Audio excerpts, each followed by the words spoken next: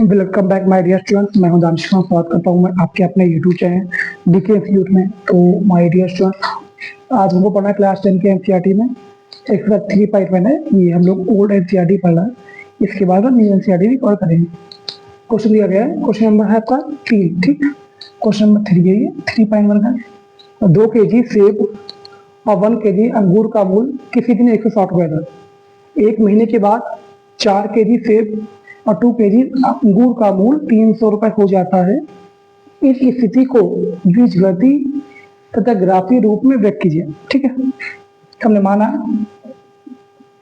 माना सेब का मूल बराबर x रुपए पर केजी, ठीक, पर किलो के हिसाब से, और अंगूर का मूल कितना मान सकते हैं, y रुपए, ठीक है। केजी के हिसाब से चल रही है, y रुपए केजी, किलोग्राम, ठीक है। तब पहली शर्त के अनुसार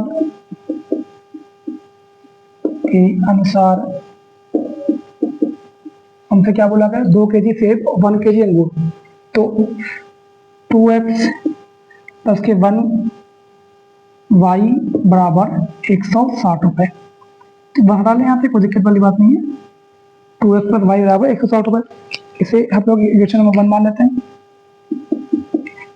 दूसरी शर्त क्या बोली गई है, दूसरी शर्त के अनुसार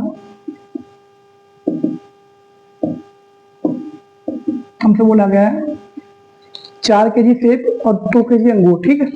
तो 4 kg के लिए 4x और 2 kg अंगूर है तो 2y बराबर कितना आ जाएगा हमारे पास, 300 रुपए।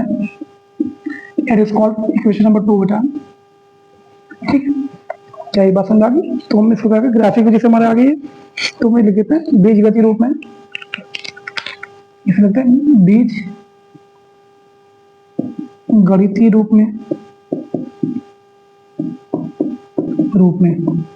तो क्या आ गया, 2x प्लस y बराबर 160, 4x प्लस 2y बराबर कितना है, 300।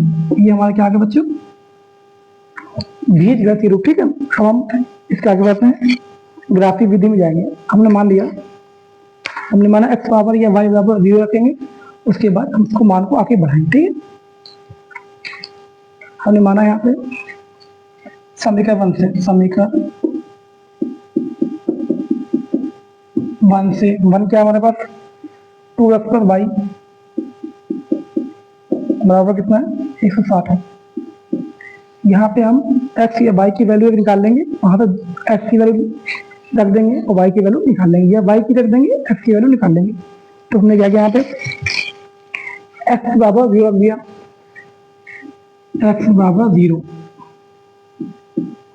रखने पर जो x रखेंगे, x का 0 आ गया, प्लस y बराबर 160, ये 0 हो गया, y बराबर कितना आ गया, 160, ठीक है। जब हमने x की वैल्यू बच्चे 0 रखी, y कितना आ गया, 160, ठीक है। अब हम क्या करेंगे, इसी में एक चीज आ गई है, x की वैल्यू के ऊपर 0 तो y कितना आ गया, 160।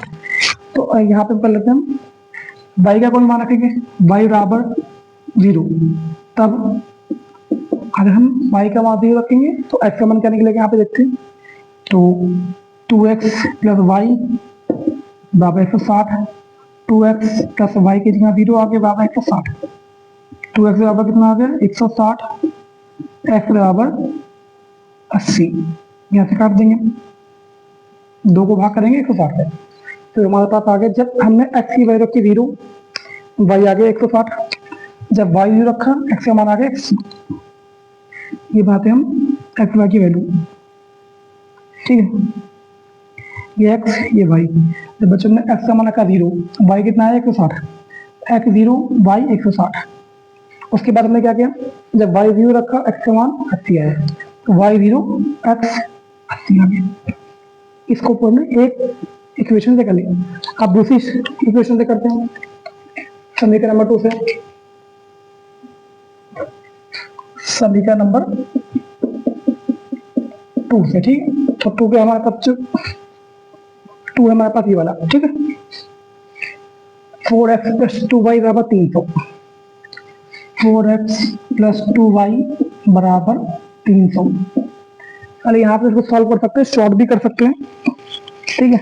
तो इसको शॉर्ट करेंगे तो देखिए कितना दिया गया यहाँ पे क्वेश्चन, समीकरण नंबर 2 से 2x प्लस वाई, इसको हम तो शॉर्ट कर लेते हैं। अगर हम यहाँ से 2 से यहाँ सब में 2 कॉमन ले लें तो 2 कॉमन ले लिया हमने, तो यहाँ बचा 2x प्लस 2y वाई बचा बराबर 300, तो 2x प्लस वाई बराबर 300 बटे ये 2 नीचे आ जाएगा, 2x प्लस वाई बराबर कितना आ गया 150। इसको शॉर्ट कर लिया हमने। अब ये इक्वेशन होगी हमारी नंबर 2, ठीक है। हम इसको देखेंगे, इसको नहीं देखेंगे, क्यों, ये फिर तो उसको शॉर्ट कर लिया, ठीक है। ये इक्वेशन नंबर 2 हमारी आ गई जी वाली, हम इसको देखेंगे।